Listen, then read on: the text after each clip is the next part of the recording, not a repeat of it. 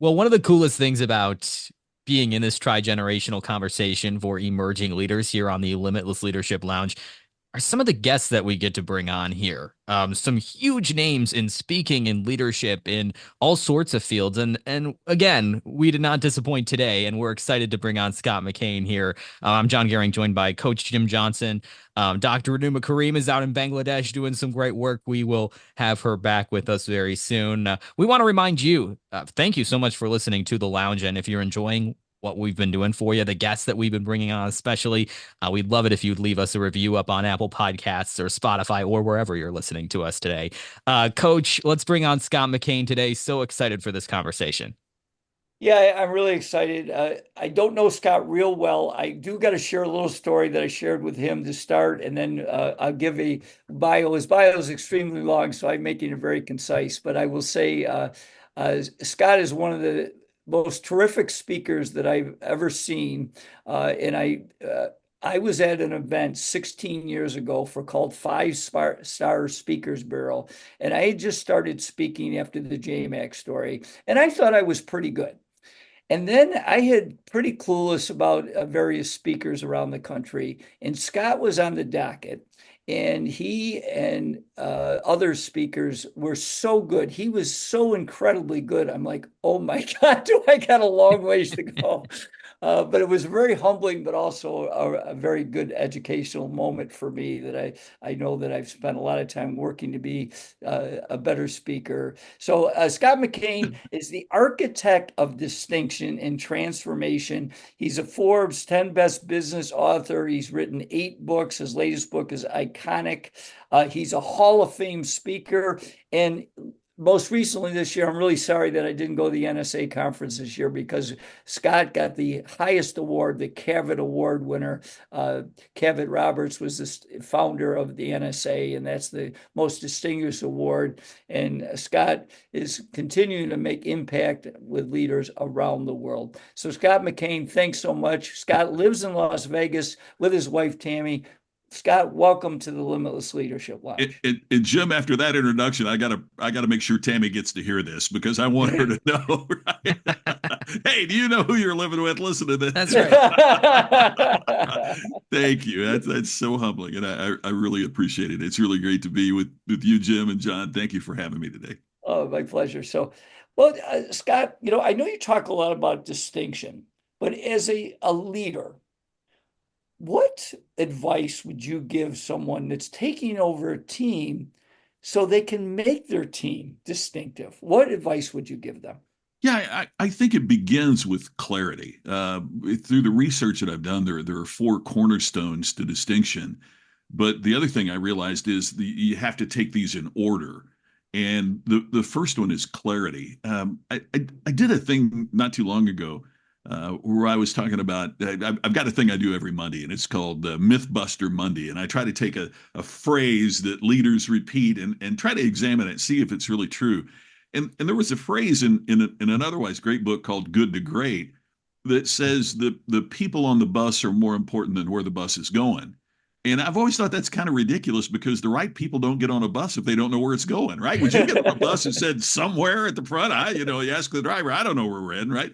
So to me, it seems incumbent on leaders to have a vision. It's hard to lead your team if they don't know where the goal line is, if they don't know where the yard markers are. So uh, that to me is the beginning of distinctive leadership. Is that we have Simon Sinek talks about the why, and I really appreciate that and believe that. But I also think that sometimes by emphasizing that, we've overlooked the how. If I'm at a restaurant and the food is bad, I don't say, well, at least they have a great why. They need to learn how to cook. They need to learn how to serve me, right? I mean, that's what I'm evaluating them on. So the distinctive leader has a clear sense of vision about not only why are we doing this, but how are we going to execute this, and what can I do to help my team deliver a better how in the direction that we're heading. So I really believe that's the first step is to get really clear. And being clear, one more thing about it, being clear not only means that we know what we are, but it also means we're very clear about what we are not. It seems to me that leaders that try to be all things to all people aren't very good leaders at all. And the power of what we don't do and what we say no to, I think many times is more significant in helping us attain clarity than what we will do. Well, Scott, I got to follow up because you struck my curiosity, and I did do some research. But would you be able to share for our audience the four cornerstones you talked with clarity? Sure. You share the other three, please. Yeah, the second one then is creativity. And when I first came out with that, Jim, I got a lot of pushback because everybody's like, think outside the box, and you got to be creative. But I think one of the challenges that leaders get into is it's easy for us to say think outside the box, but if our team doesn't know what the box is, then how in the world do they think outside of it, right? So we got to begin with clarity, but then within that clarity, now we're going to get creative. And to me, the difference between creativity and innovation is creativity is coming up with these fresh ideas and these fresh concepts. And then as the leader, when we decide which of those we're going to execute on, then that execution becomes the innovation. So we got to get creative first and get a lot of great, ideas and concepts. And then we have to distill those into what we as leaders decide we're going to do. And then that action of doing it becomes the innovation. So creativity, one of the things I did was I thought about whose livelihood depends on creativity. And, the natural, you think of the novelists or, the sculptors, the painters, but I also thought of songwriters, and I'm from Indiana, so it wasn't too difficult to get down to Nashville. And I used the connection of some friends there and I interviewed some songwriters. And to a person, all of these songwriters who had written number one songs, not only in country music, but in pop and rock, all of them said, I got to get clear before I can get creative. Right. In other words, is this a song a band is going to do, or is it a female voice or a male voice? Is it going to be up tempo? Is it going to be a ballad? So I get real clear about that. And then I want to get creative. And so that's the second of the cornerstones. What could we do that sets us apart from the competition or makes us stand out as a department within our organization? The third one is communication. And there's another word that's easy to say, but in today's world, it means the power of story. It means that leaders have distinctive narrative and stories that they can use that unify their team. There's one of the things that's fascinating to me, Jim, about your experience as a coach. I said a while back at a Golden Knights game in Vegas, and I looked around and there were people that were there that worked at casinos, and there were people that worked in finance departments, and there were people that had lived in Vegas for 50 years, and there were other people that had moved there for a month ago, but we were all there cheering for the same team. And the team, in a sense, is a story. We follow the story. I met this guy in India, and he became a friend, and he was a WWE superstar. And a guy that was sitting at the bar talking to us on the other side said, well, wrestling is fake. And the guy said, no, no, no. It's scripted, but it's real. When you go through a table, it hurts. That's not, but it's scripted, but it's real. And I thought, isn't that interesting that millions of people follow the WWE because it's a story. You get engaged in the characters, you follow it. Soap operas have been popular since radio days, before television, before Bridgerton on Netflix.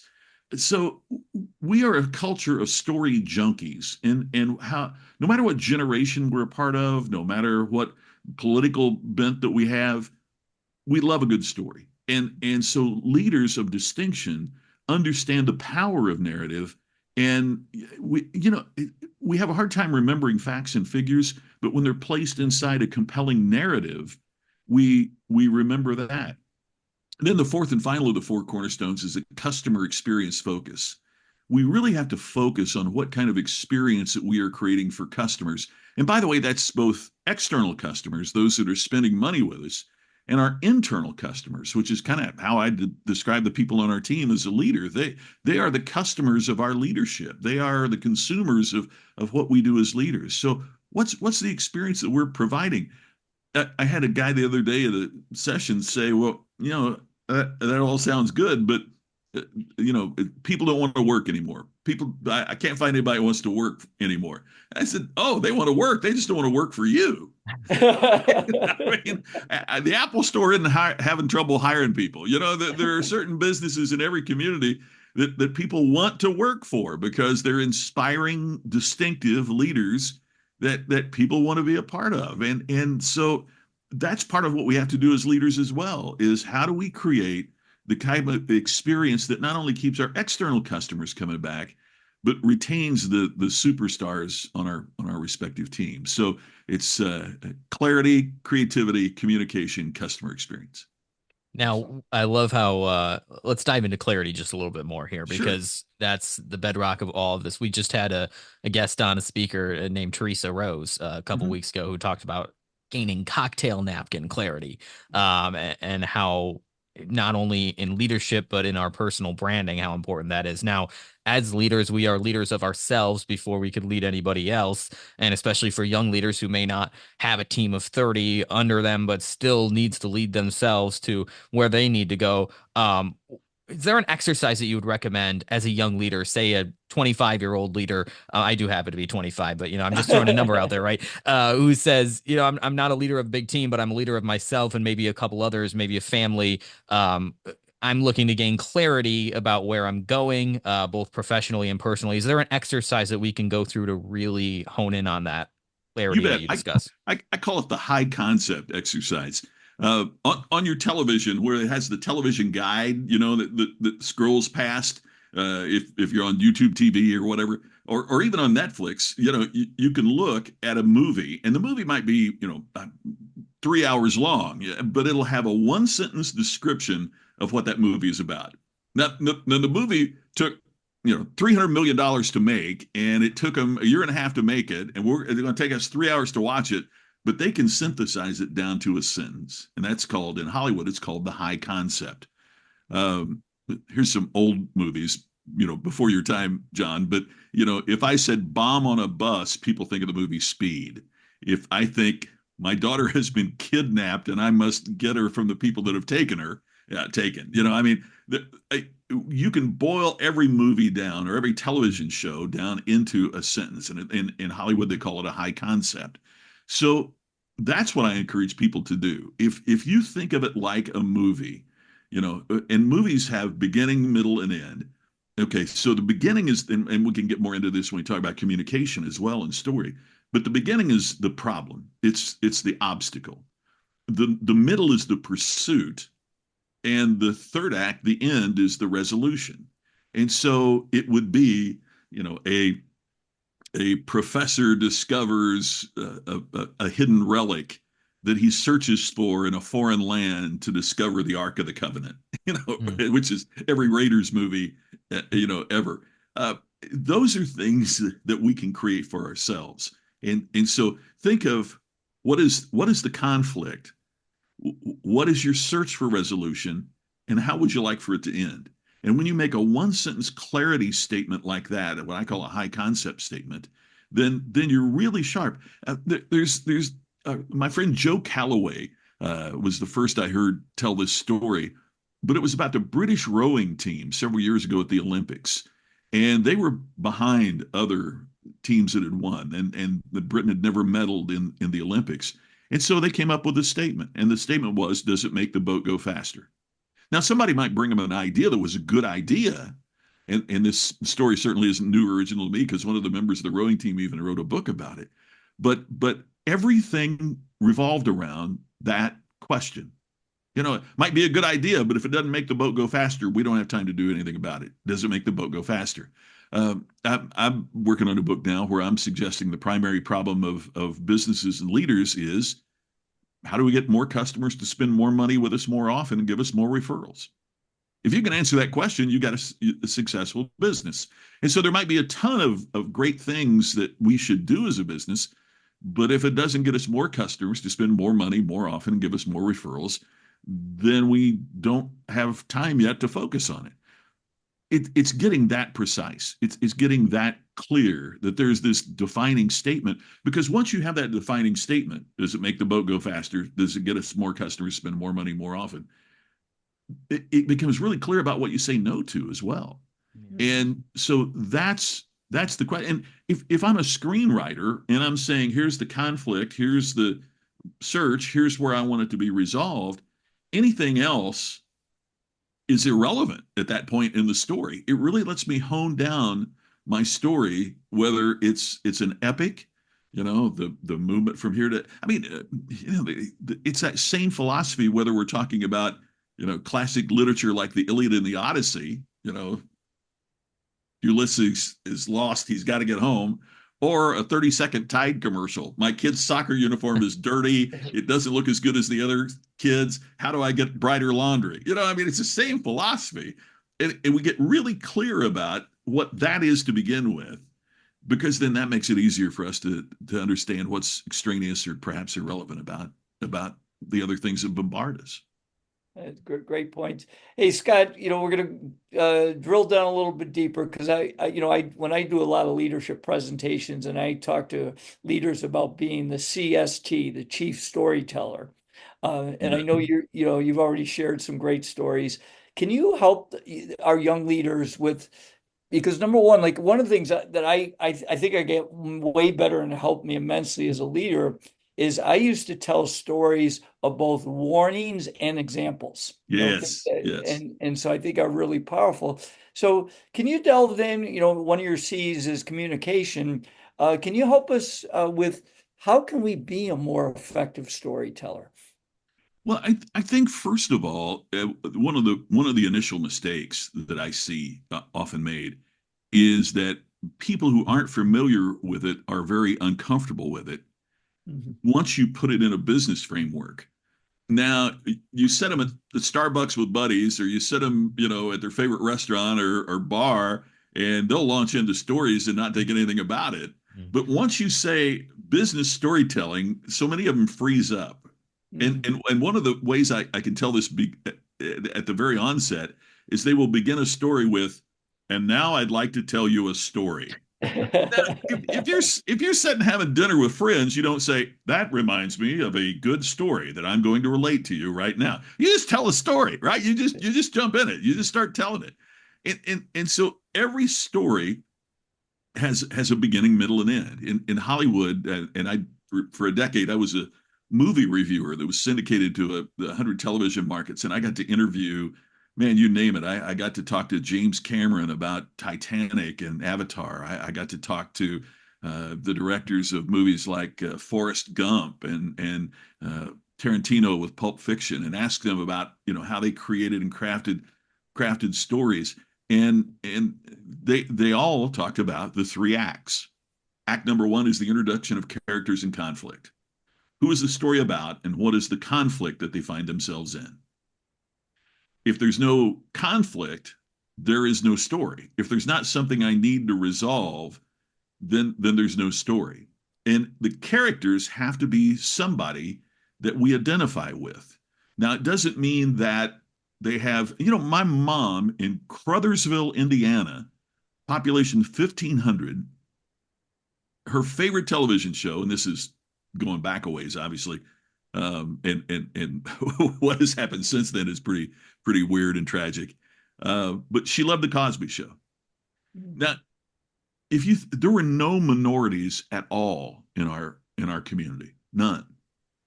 But her favorite television show was about an African American gynecologist living in Brooklyn. Why? Because it was a story of families, and she could relate to that, right? It was a story about how do I deal with kids growing up and all this, and you could totally relate to that. So it doesn't mean that the person has to be like us, but it means that we have to identify with the challenge, the conflict that they face. So then Act Two is the pursuit of resolution. And Act Two is usually, in most things, the longest of the three acts. It's all the things I'm trying to do to solve the problem. So, in other words, um, you can take any movie from Star Wars to Beetlejuice, for this last weekend, and it always begins with there's something going on, there's some kind of conflict. Now, how do I resolve the conflict? That's the body of the movie. It's Liam Neeson going to Europe trying to get his daughter back in the classic action film Taken. It's Bruce Willis going into the skyscraper to try to rescue his wife in Die Hard. It's the formula basically of every movie. Now, if Liam Neeson gets off the plane and the daughter is sitting in the Delta Sky Club, that ain't much of a movie, right? I mean, there has to be something that engages us and makes us relate to the pursuit. So I work a lot with financial advisors, and financial advisors are really good about defining the conflict. How are you going to be able to retire? But they jump over Act Two to get to Act Three. Uh, I will solve that problem for you. Well, if there's no struggle, then there's no value in the resolution. The value in the resolution comes from this Act Two, from the struggle. So we define what that struggle is. And the more intensive and compelling the struggle, the more impactful that Act Three is. And Act Three is the heroic resolution. It's the end of the story in a manner that inspires us, excites us. And in business leadership, it's also what moves us to take action. And it gets back, Jim, to what you said, which is so brilliant. It might be a warning. I mean, in some of those stories, there's not a happy ending. And so what it means to us is we don't want that to happen in our lives. So it motivates us to take an action because it's a warning. In some cases, it's an example that if we do this, as you said, if we do this, then we're going to have a similar resolution to our challenge. So it's Act One, introduction to characters and conflict. Act Two, the struggle to resolve the conflict. And Act Three, the heroic resolution of that conflict by the characters. Now, storytelling is all about invoking emotion, right? Yeah. And I'm curious if that's part of the Act Two part that so many of us leaders miss because we're so hell bent on going from problem to solution, especially in, Yeah. in our modern day. We're a very instant gratification type culture. So, talk a little bit about any other tactics that you use during maybe that Act Two part of the story, no matter how long the story is, Yeah. to invoke that kind of emotion. Great question, John. And I'd even suggest to you that the emotion has to begin in Act One. Mm. I can say that Sarah got great grades and was admitted to Harvard, right? That's a statement, but it's not a story.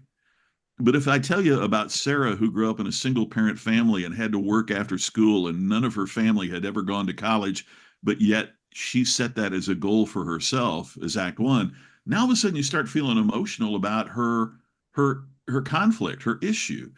Now if I go into she's studying after school, she's working late, she's keeping, she's not getting enough sleep, but she's still trying, she's participating in student activities to broaden her. If I go through all of this and the challenges that she has and her friends not inviting her to a party because she's always working and always studying, feeling like an outcast, if I do that in Act Two, then when she gets admitted to Harvard, now there's much more of an emotional payoff than just saying she got good grades and got accepted to a school.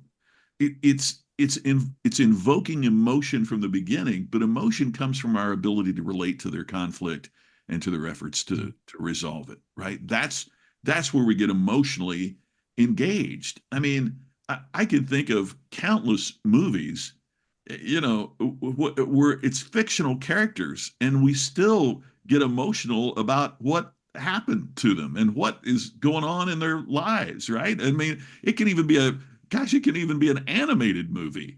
And we want Nemo to be okay. It's like, and the reason is because obviously they give them human characteristics. They put them in human type situations and conflicts. So that's the key to all of this.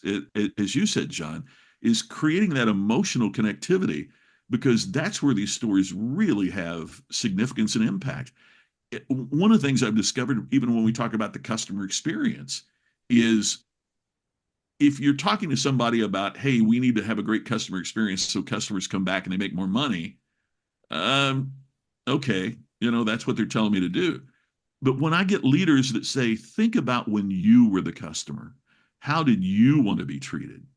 and they tell a story, and they get their team to start sharing stories about when they were disrespected as a customer, or when they were, taken advantage of by a business, or when they, when they've been a loyal customer and then they had a problem, the business didn't come through, and they start telling those kind of stories, and then the leader turns it around and says, then why would you want people that you're talking to and you're serving feel the way that you did in that situation? Now all of a sudden it has impact because How you've tied much? emotion to it, right?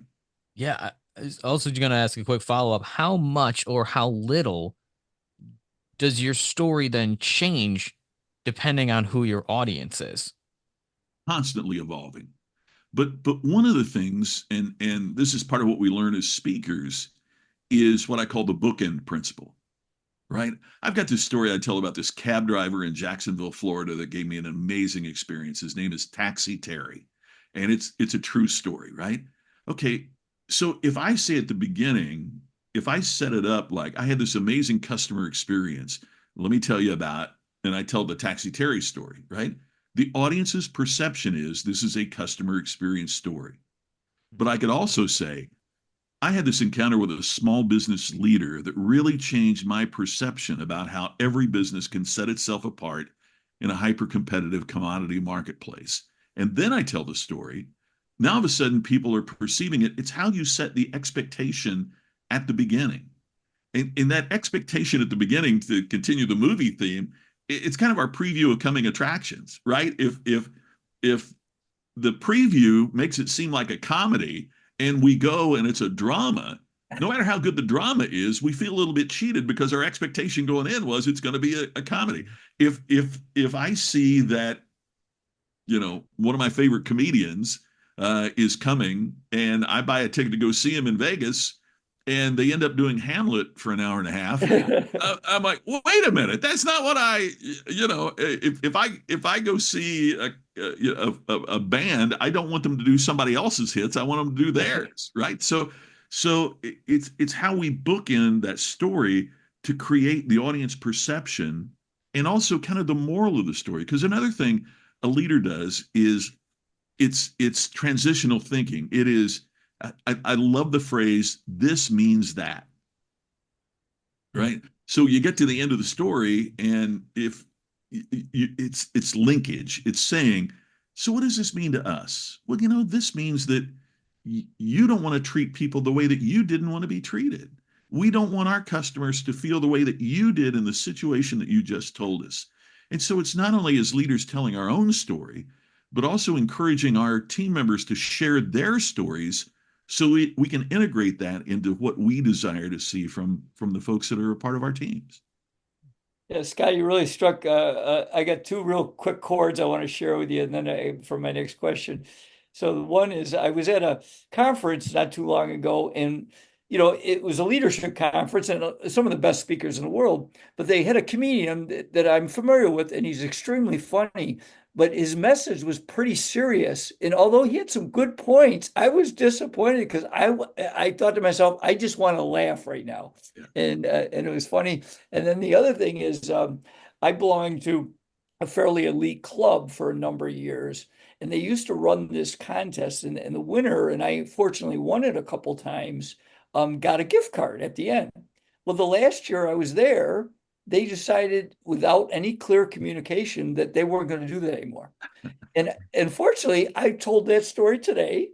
I've told that story probably 50 times, and this is an elite club, but in my eyes, I mean, they didn't follow their brand. If you're going to be a high end, you don't take away a gift card because Yeah. now a guy like me that has a platform is sharing that about you. So, Oh, it's that's so spot on, Jim. I mean, that is so spot on. One of my great clients has been Volkswagen Group Australia. For several years. I was going to Australia 3 and 4 times a year. But a lot of people don't realize it's Volkswagen, Audi, Porsche, Bentley, Lamborghini, right? wow. And so one of the challenges, because they wanted to give people opportunity within, but if your whole model has been selling Volkswagens, now how do you sell a Bentley? Mhm.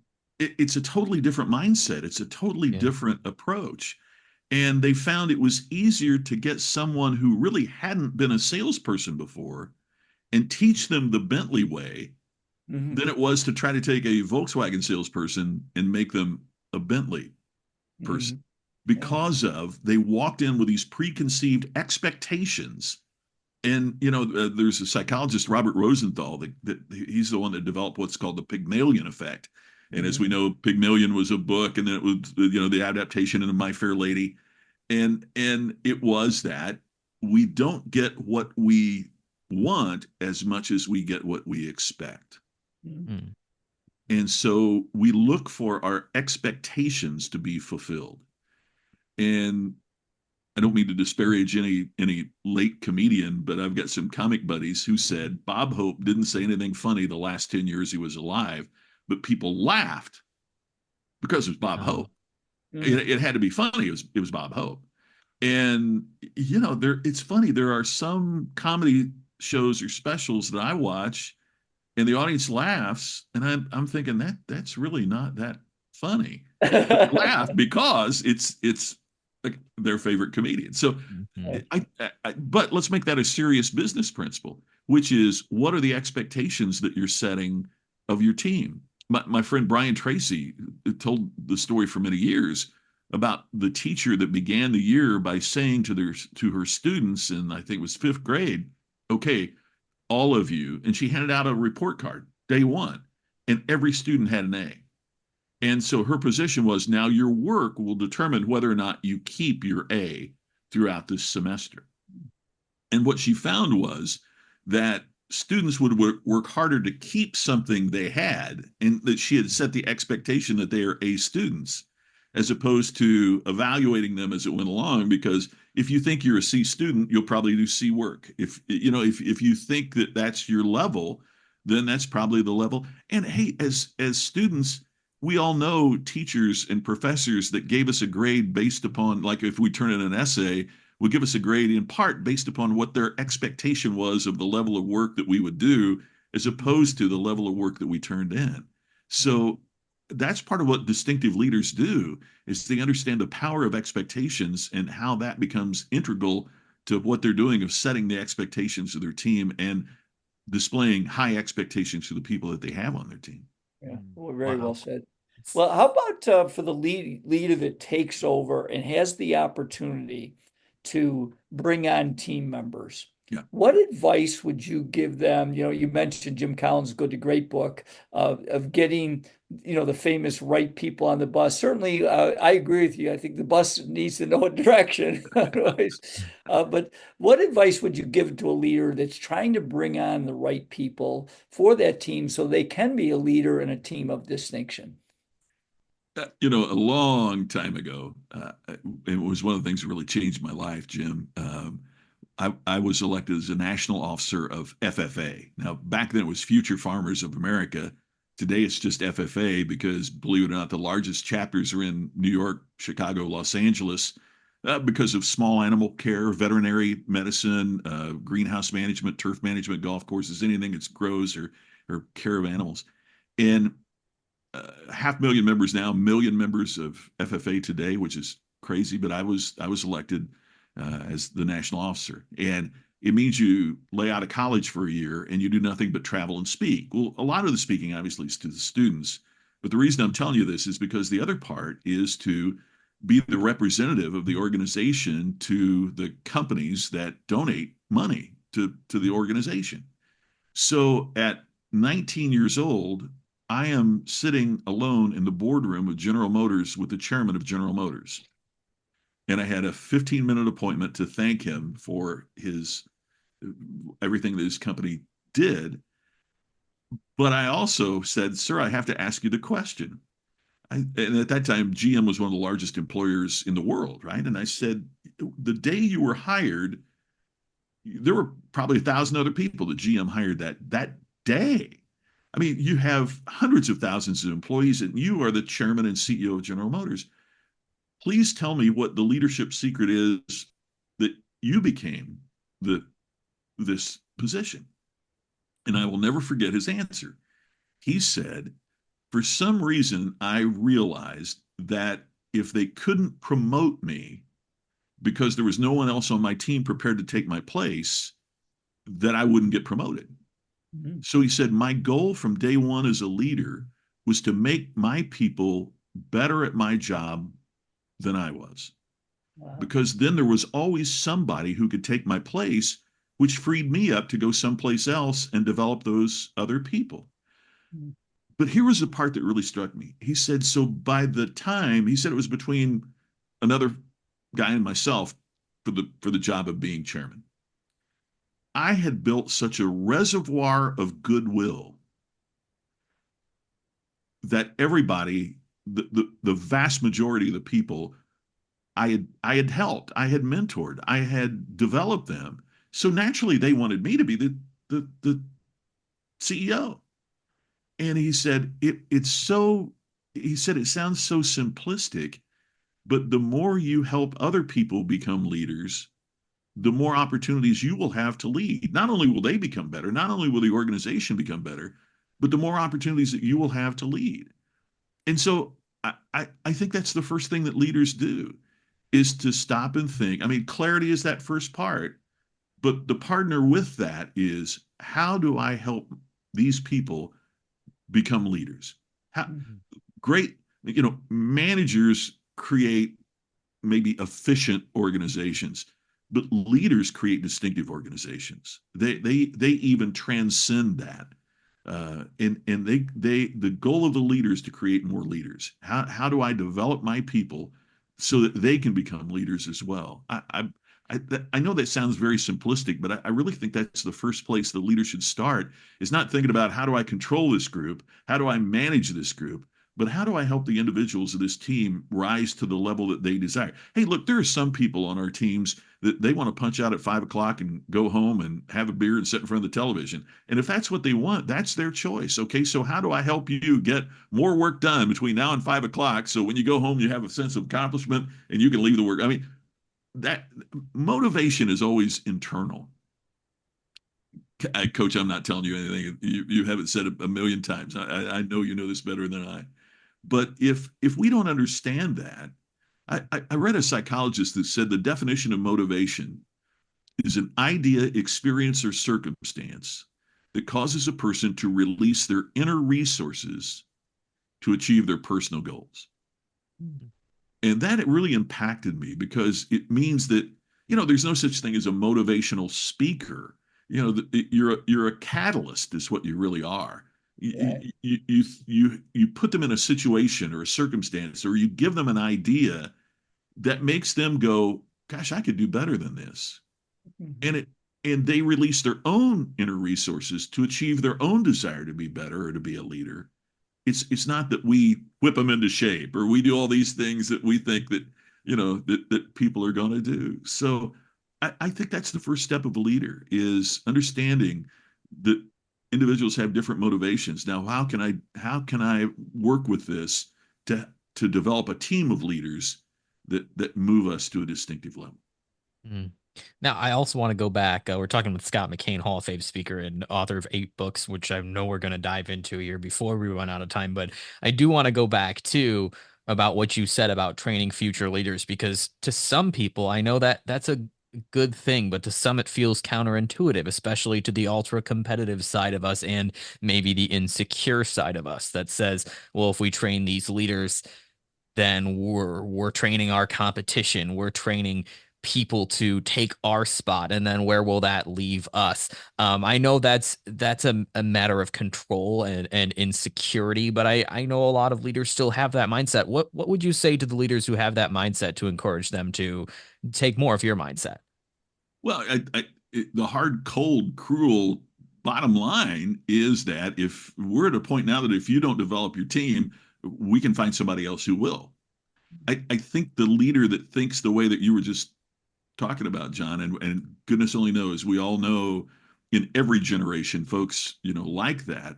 The fact of the matter is that what do organizations want? They want high performing teams. And how do you get that if your goal is to keep your people down to make yourself look better? Mhm. Uh, and the more that you develop leaders, let's say that person is right. You know, let's say they've developed their team and now the organization can let them go because they've what a great resume to take elsewhere. what a fabulous calling Yeah. card for your next position to say, I developed so many leaders that they've moved those folks up, and now this gives me an opportunity to take what I've done in building leaders to your organization. What man, I'm ready to hire that person right now. I mean, you have created you've created a reservoir of goodwill. You have created this aspect that makes you distinctive as a leader, which is what, man, sign me up. Every organization. And I one of the stupid things I do. I love buying websites, and sometimes URLs, and a lot of them I've not done anything with. But I bought one that's called No Bro Selling and No Bro Leadership, because this whole bro aspect of I'm gonna assert my way into you buying from me, or I'm gonna assert my way into you following me. I think we are so tired of that. We are so done with that as a culture, as a society, regardless of the generation. I'm tired of somebody telling me, you know, remember the movie, and maybe you haven't seen it, but there's a movie called There's Something About Mary. And there's a great scene in that movie where he picks up a hitchhiker, and the hitchhiker is going to be famous because he's developed a whole video program on 8-minute abs. You can create abs in 8 minutes. And the guy driving says, "Yeah, that's great till somebody comes out with 7-minute abs." Right? And it's like we hear, oh, you can 10x your business. And then I heard a guy saying, I can 100x your business. Well, now, if if you're making 10,000 bucks, I've got some ideas that might 10x your business. If you're a $10 million business, getting you to 100, hey, let's say you're $100 million business, I can get you to 1 billion. There's not one idea that's going to get you from 100 million to 1 billion. I mean, it's ridiculous to say that, but yet people think, oh man, this is what I mean, and they're so forceful about it. And I just think we've realized that it's like the Wizard of Oz. We've seen behind the curtain. It's just not there. And so regardless of the generation, I think we have to get more about how do we encourage, how do we help people transform their lives so it transforms our business? How do we transcend this culture of, you know, pushing and pushing and pushing? That's why I love to see what's happening so much now with life balance. Now, look, if you're an accountant, your life is not going to be balanced in April. All right. The first 2 weeks of April, you're not going to have life balance. But I think what we can have is life congruency, so that we understand that there are going to be times that it's going to be 95% business and 5% something else, but then we try to get it back so there's congruency, so that we focus on making time for ourselves, whether that means, and time for ourselves can also mean time with our family, time for the personal things, time for individual growth. And my hope is that corporate leaders would start understanding that the more that we can help our people find that congruency, then the better that they're going to be for us in the long run. Old story. Uh, it's never been clear to me whether this is a made up story, or something that really happened. But the story is that Abraham Lincoln was in a log splitting contest back in when he was growing up in Indiana and Illinois, and and he was competing against a much larger, more muscular person than he. But when the competition was done, Abraham Lincoln had chopped up more wood. So the muscular guy says, "How in the world did you do that? I saw you sit down and rest a few times during the competition." He said, "I kept chopping the whole time." And Lincoln said, "Well, what you didn't notice is when I was sitting down, I was also sharpening my axe." Mm. And whether the story is true or not, I think it still is relevant to this day. Is we need some axe sharpening time, right? I mean, the constant effort, the constant work, the constant push, push, push, doesn't get us to where we need to be full time. And time to sit down and sharpen our axe and think and consider and contemplate. The whole mindfulness thing is so important. That's part of what it takes, I think, to create distinction and to transcend all of the challenges that we see. Gosh, we are so divided today. We're polarized politically. We have just so much negativity on social media. We've got to find a way to transcend that, and part of how we do that is through the things that you folks are doing with encouraging leaders in all generations. And it's Jim, you were talking about it earlier before we went on, and I have one as well. I call it my reverse mentor, right? Because traditionally mentors were the older person that helped a younger, but now there's so many, in my life when I was a kid, there was nothing about his business. My folks had a little grocery store. There was nothing about his business that my dad ever turned to me and said, "Hey, son, how do I do this? How do I work this? How do I run this?" But yet we now the world has changed so rapidly. Those of us that are older need to be turning to younger people saying, "Help me understand this advancement or this technology or this way of thinking or this." If we're not open to that, we'll never transcend the difficulties that are facing us. We have to be humble learners regardless of the generation. But I would also suggest that younger generations also need to be, it's easy to say okay boomer and dismiss, but I think there is a degree of wisdom that can be shared as well that that has lasted for a long time, right? There's some basic guiding principles that have lasted eternally. So we have to be respectful and be open and be willing to listen to each other. But I think for those of us that are in older generations, we need to go first. We need to be willing to listen first before we want somebody to listen to us. And the thing that I found, and John, I'd love your perspective on this. The thing that I found is folks of the younger generation of your age are very willing to listen to people who also show them respect first and a willingness to listen to them first.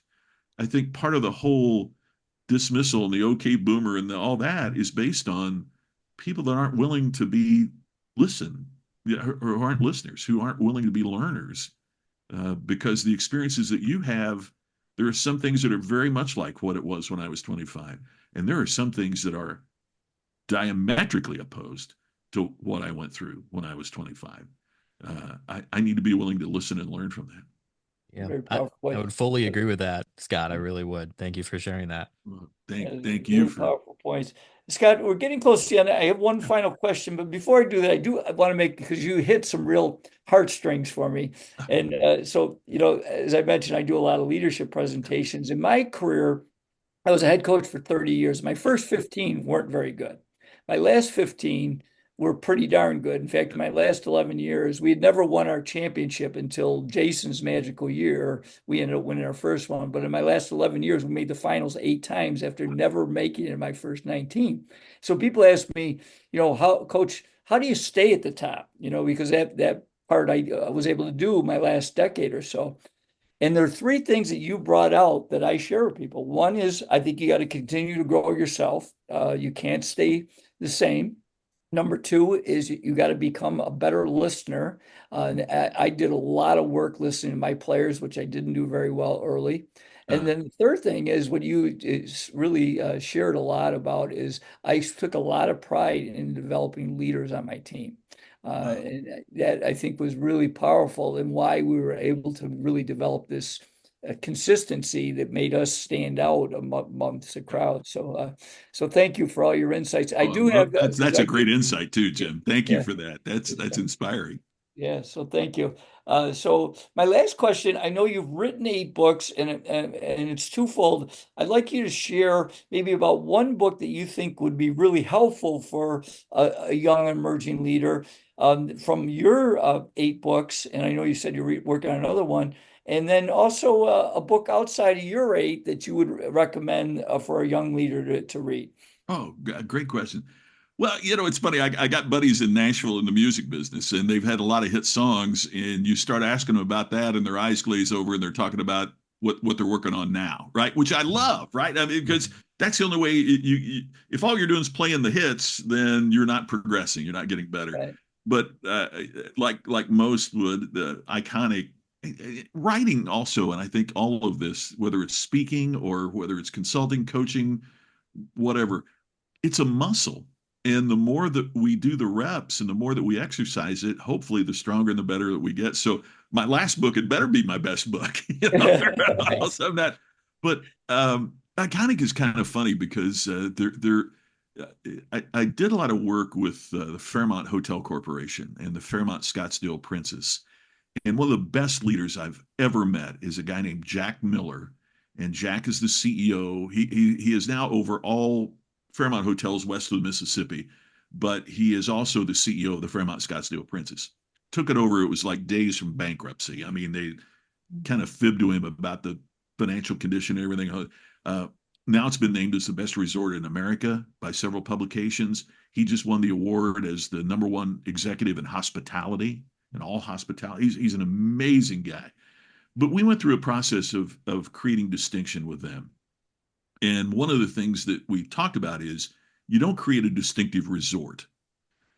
What you do is, how do we make the front desk distinctive? How do we make the people behind the front desk feel like leaders of the experience when you first walk in? What would make that unique? What's distinctive housekeeping? What's a distinctive gift shop? And then the sum of all that is a distinctive resort. So we went through this and they went from like 2.5 stars to 5 stars, all these awards. We're having breakfast. And Jack leans back and he says, okay, we've created distinction. Now what?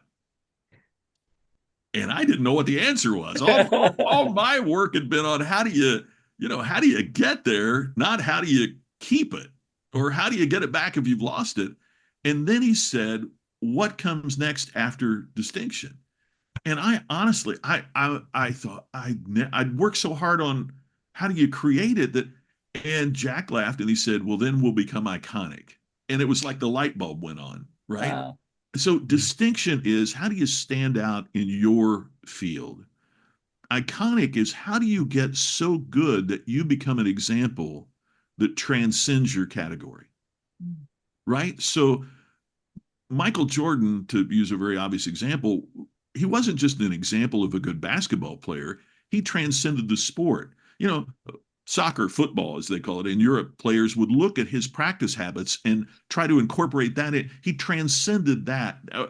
Starbucks isn't just a coffee shop. They kind of transcended that. Now they've kind of lost it a little bit here lately. And the new CEO is talking about how do we get it back? So those are always questions. So that's what Iconic focuses on is it talks about how do you create distinction, but then also how do you transcend your category and take it beyond distinction? How do you take it to a higher level? So that's one I recommend. And I mentioned my buddy Joe Calloway earlier. Joe has so many great books, but the one that really struck me is Be the Best at What Matters Most. And that's where I love that title, but that's where he relates the story I was talking about earlier about does it make the boat go faster? And it's like, what matters most? And that's what we want to be the best at. We get so distracted by all of the opportunities that we have. My line is we develop permanent potential. You know, we always have great potential to do so many things, but because we haven't picked a thing, we never achieve what we really want. And that's what Joe's talking about is how do we be the best at what matters most? And man, I would recommend that to every I'd recommend that to everybody. You know, how do we be the best at what matters most? Yeah. Sounds great. Wow. So many great books to dive into. You have 8 of them. And you've been writing for over 20 years and you've also been speaking As long as here. you've been alive, John. Thanks for reminding me of that. Huh? Almost. Well, your resume speaks for itself, Scott, and you're a speaker as well, a Hall of Fame award-winning speaker. And so I'm curious, out of all of the work that you do between the writing, the speaking, what is it that brings you the most joy and fulfillment on a daily basis? Well, for me, it's speaking. I mean, it's always been for a couple of reasons. I mean, I hope my ego isn't out of control, but you got to have a little bit of an ego to, don't you, Coach, to stand up in front of a bunch of people and to think you've got something to say to them. But the most important thing to me, when I first started, it was getting the laughter and the applause and the response. You know, you can't. But now for me, one of the things I think you evolve into and what really does it is when you see somebody writing something down or Oh. you see it or in today with John, it's seeing somebody do this. And at the beginning, see, there's part of what I learned. At the beginning, I thought, man, they are, doing emails. They're what, and no, it's how we take notes today. We got our notes app and we do this. Or I had this speech a while back, and I'll never forget. There was a guy your age on the front row, and it was like 2,000 realtors. And this guy's doing this, and he's sitting there, and I'm thinking, oh man, and I'm giving my speech, and he never even looked up. He's, doing this the whole time. And I look out, and there's people taking notes, and it made me feel good. The audience response is great. And I'm about this close to saying, hey, pal, would you just put that away just for a minute? But then I thought, well, why would I take up the audience's time to ask it? And I go up to my room, put my jeans on, fly back home. And I get on Twitter, X now, and there were 8 quotes of my speech with this young man's picture next to it. Wow. And 2 tweets about how much he loved my speech. Wow. And it hit me. He got it. I mean, these people that were writing, they might have been making on the way home, I got to get milk. I mean, how do I know that they were writing, my stuff down? But it showed me that just because it's my way doesn't mean it's the best way. Hmm. And it really was a powerful experience to realize just because it's different doesn't make it wrong. It makes it different. And we should be celebrating differences and learning, okay, so why do you do that? As opposed to judging. It's that great thing from Ted Lasso. Remember where he's playing darts and he said, I was curious, right? That's why they failed, is they weren't curious. And I want to be curious. I want to learn why, why do you think that way, John? What, not in a judgmental way, help me understand way. And those are the things I think that really make a difference today. Yeah, or Scott, I know John's going to ask you for contact info, but the one thing that was so true, that because I do share this with leaders, one of my big epiphanies was when I realized if we're going to be a successful team, I define the best idea, not necessarily my idea. Ooh. And that I'll tell you is a tough, because when you Oh, said it's a leader, you do have an ego. yeah, And you think, you have to. I was hired here because I know more than everybody else. But boy, when I learned that really manifested into much better success. So Yeah, Well, that's the Scott, I'm doing it right now. I've been taking notes on what you've said, and of course, I'm doing it the digital way. But I also sure. see a Yeah. lot of value in writing things out by hand too. I know there's a lot of science behind that, but my problem is I'll always lose the notebook, so I won't lose a Well, document. then that was another thing, John. I realized we're at the end of our time, but that was another thing that struck me that day, is that I go to events like our National Speakers Association convention, and I would take copious notes. Man, I would write so many ideas down, and I'd go home and put them on my bookshelf, and then they never saw the light of day again. Right? And what this young man did was not only did he take the notes, but he shared it with everybody. And that's powerful, Yeah, right? My notes I've kept to myself, right. but he leveraged his social media to share good ideas. Why aren't we doing more of that? Regardless of age, gender, whatever, political blame. Let's share good ideas rather than tear everybody else down. Let's leverage these opportunities that we have to transcend all the negativity, and to that transcends a big word for me. How do we have so much challenge right now? How do we go beyond that? How do we transcend that and to help everybody get better? Is it so true, Scott, that, really to learn something is to share it or teach it, right? Yeah, Yeah. absolutely right. Yeah. Yep. Yeah, powerful. And Scott, I know you do a lot of that through your speaking. And like that young man immortalized your speaking by sharing it with his network. Your speaking is also immortalized on places like YouTube. I think it's definitely worth checking out some of the highlights from your speaking. So I definitely encourage our listeners to go learn more about Scott, also up at scottmckain.com. That's where you can find Scott's books as well. And of course, you can find them on Amazon or wherever else too. But we'll have your website down there linked in the Oh, show thanks. notes. If we're looking to get in touch with you or your team or just learn more about you, where is the best place to go? Oh, just Scott McKain, and it's McKain, spelled a little differently. ScottMcKain.com, and there's place you can contact me there and find out all the information, more than you'd ever really want to know. It's right there on the website, so you can contact me there. ScottMcKain.com down in the show notes too. And Scott, all the social media, right? I'm on TikTok and X, and you're on TikTok. Wow, that's oh yeah, great. yeah, Good for you. doing a lot of videos on TikTok. I love it. It's Fantastic. You've So, got me beat to TikTok, which no I know kidding. it's like the reverse generational thing, right? I'm sure There you go. you Yeah, right. Well, no, I mean that's the thing. That's where my reverse mentor said, if you got to be on it. So okay, I'll do. yep. I'm here to learn. I'm here to implement. So There you go, and a lot to learn from you as well, Scott. And we certainly thank learned you. a lot today. So thank I you appreciate it, John. so much for your time and for your insight. And you're just so generous with all that you shared with us. Well, you're very kind, John. Thanks. And Jim, always great to see you. I appreciate it so Thank you, much. Thanks for Scott. I calling me. look forward to seeing you again at another conference, and Look God forward bless to that. you. Keep up your wonderful work. We're You very too, sir. grateful and we're really